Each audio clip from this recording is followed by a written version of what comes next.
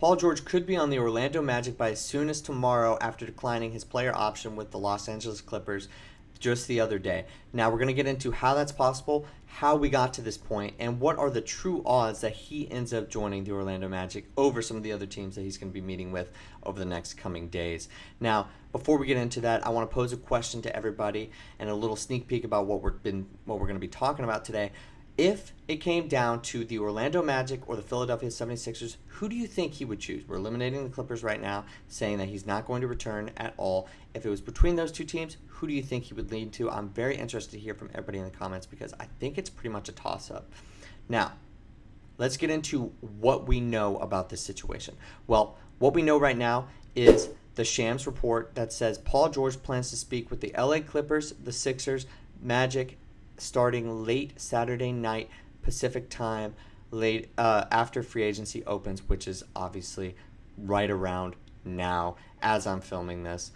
So we know that those are his three teams. Now, there's obviously a team that's missing right now, and that is going to be the Golden State Warriors. After he opted in to his contract, opted out of his contract with the Los Angeles Clippers, there's no sign and trade possibilities with the Warriors. That was how they were going to get him. That's why they continued to push back the guaranteed date for Chris Paul, and they were trying to make something work, trying to move things around on their roster and make a trade work with Paul George. Now, with how strapped they are in the salary cap, that pretty much eliminates them as he opts out of his deal, because there's no possible way that they're going to be able to make it work, because they're going to have to get off the Wiggins contract. It looks like they're going to be losing Clay, and they're going to have to pay Kuminga, and then what are you doing?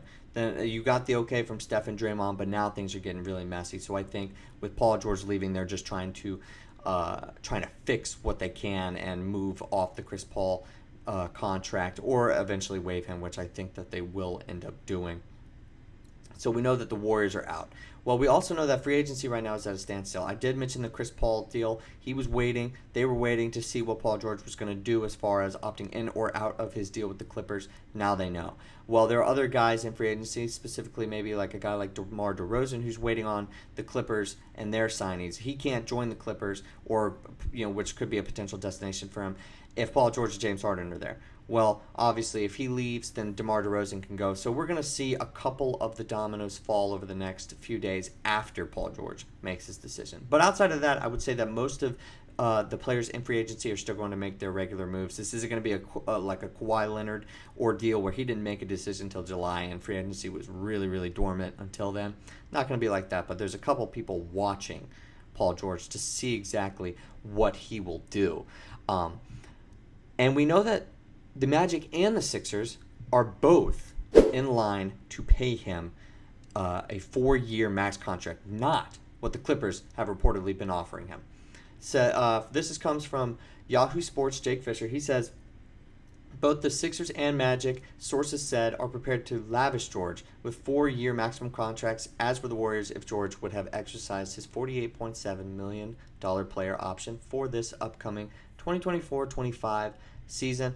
Now, I don't know exactly how much money factors into Paul George's decision, but I think this definitely gives the upper hand to both the 76ers and the Orlando Magic. I think meeting that threshold of giving him that security is going to be extremely important. And they both, in my opinion, are also better basketball situations because Kawhi Leonard has been able to stay healthy. So I think if you're Orlando or the Sixers fans and that fan base, I think you've got to be very, very happy with how this front office or how their front offices are pursuing Paul George. Because right now I think that puts them as the two leaders ahead of the Clippers, if the Clippers don't offer him that deal. Because if the Clippers do, then you have home, his parents come to almost every single game, it's kind of familiar, you're moving into a new stadium, so you got all those different factors, and that might end up just enticing Paul George to come on back. You got your security, we just extended Kawhi Leonard, you're on the same timeline now,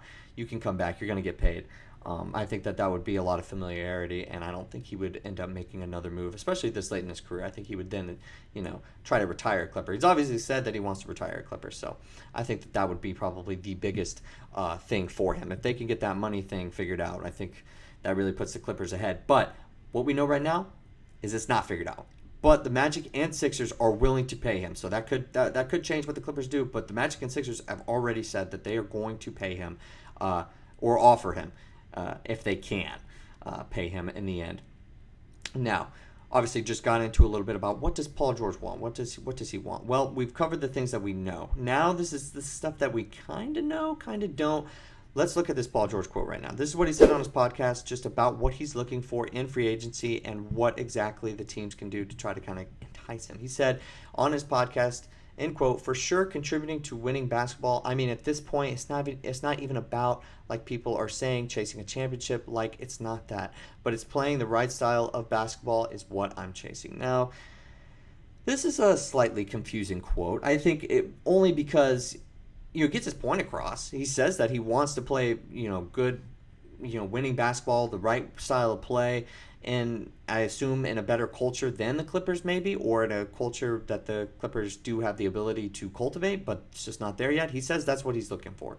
Well, it could be home, could be not, but I think that does leave a couple question marks. I don't know exactly what he means by the right style of basketball. Well, what I do know is that he has said he is extremely impressed with the way that the Magic have grown. He's extremely impressed with Paolo Banchero's game, and this is something that I mentioned in the previous Paul George video, that he's been just he hasn't needed to say all these things about the Magic, but he has actually kind of stuck his neck out there and said on the record that the Magic have something brewing in Orlando, and he's really interested, and that's why he is taking one of these meetings with them to try to see exactly if that's going to be a fit for him.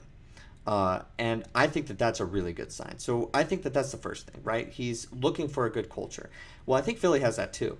I think Philly has a sports culture that could it'll chew you right up and spit you out. Like, it's going to be tough. It's not going to be like that comfort in LA with the Clippers where there's not a ton of pressure. It's going to be kind of a different beast. Well, I think he's also really interested in that. I think he's going, a lot of people are saying this is going to be a prove it deal. I don't think he's looking for something like that, but if it's the right kind of basketball culture, I think that there's a culture in this with the Sixers, with Philly sports, that I think could actually end up kind of reigniting that spark if it's lost at all with Paul George. You are dealing with the injury history of Joel Embiid, just like you were with Kawhi Leonard, but at least you get Tyrese Maxey, and I think that that's a really big thing for him too, because you felt like the man all alone on the island when Kawhi Leonard was hurt, and he could only play 2 games in the first round of the series against the Mavericks, and you're saying to yourself, we were one of the best teams in the NBA when we were healthy,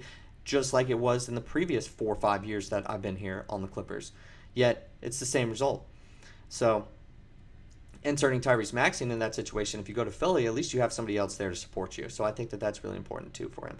And when it comes to the Magic, look, they don't have any real injury concerns on that squad, especially with their top stars. So I think that that's also another plus for the Magic. Franz has been an Iron Man, and Paolo had an ankle injury, but certainly not injury prone whatsoever for him. So those are the things that we know. That's what we think is Paul George's perspective. Now, where does this leave Klay Thompson and the Orlando Magic? Well, like I said, Klay is probably out. The Warriors were trying to maneuver a ton of different contract stuff, and they said that he's pretty much gone. He's leaving. He's been there for 13 years. He's going to be in a different uniform. Does that mean he can come to the Orlando Magic? Well, I think the Magic are now really focusing their time on Paul George. Like, they obviously are interested in Klay Thompson. I think honestly it might even be like a better basketball fit and long-term fit for them. Wouldn't bring them to as high of a level as it would by signing Paul George next year, right? I think you're immediately thinking, can we knock off Boston if you get Paul George? Like, obviously, I think Boston would still be favored, but that's kind of what you're thinking, right? If you get Paul George. If you get Klay Thompson, not so much, but solves a lot of issues that even still you would have if Paul George were to be signed, right? Because you need that backcourt shooting, and you're not really getting that from Paul George. You're getting good shooting, good playmaking, everything of that sort, but you might still have to go out and sign a shooter, especially since they just declined Joe Ingles' team option. So we'll see exactly what that leads. But, now you're competing with a team like the Mavericks, who I think are willing to try to get over that hump, get right back to where they were, not take it for granted, and the Lakers, who LeBron said he would take a pay cut to go get Clay, and that's going to be tough to match and say, like, hey, in the meeting room, hey, don't go play for LeBron and the Lakers. Well, maybe if there was ever a year to say that, it would be now, but that's a tough sell. I think he'd be really interested in going to the Lakers, but I also think, hey, that payday money talks. You never know. And the Warriors have now officially also waived Chris Paul, so they're not.